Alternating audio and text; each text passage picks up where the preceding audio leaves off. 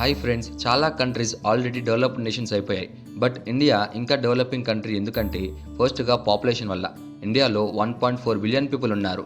Jobs create అవ్వడం కన్నా population ఫాస్ట్గా పెరుగుతుంది. సో రిజల్ట్ ఏంటి అంటే అన్ఎంప్లాయ్మెంట్ పెరుగుతుంది, డెవలప్మెంట్ స్పీడ్ తగ్గుతుంది. సెకండ్గా corruption.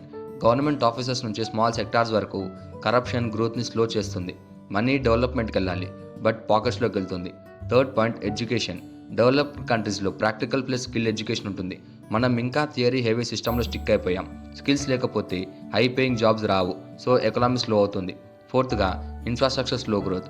Roads, hospitals, public systems ఫాస్ట్గా బిల్డ్ అవ్వాలి, బట్ ప్రాసెస్ స్లో కాబట్టి డెవలప్మెంట్ డిలే అవుతుంది.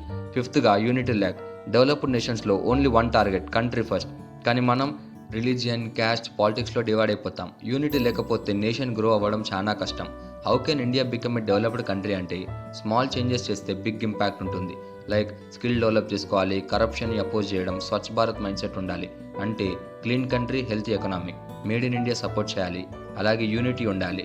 రిలీజియన్, క్యాస్ట్ వదిలేసి వన్ నేషన్ మైండ్ సెట్తో ఉండాలి. ఇండియా డెవలపింగ్ కంట్రీ కాదు, డెవలపింగ్ మైండ్ సెట్ ఉన్న కంట్రీ. మైండ్ సెట్ మారితే ఇండియా వరల్డ్ సూపర్ పవర్ అయిపోతుంది. నేను చెప్పింది కరెక్ట్ అనిపిస్తే ఎస్ అని కామెంట్ చేయండి.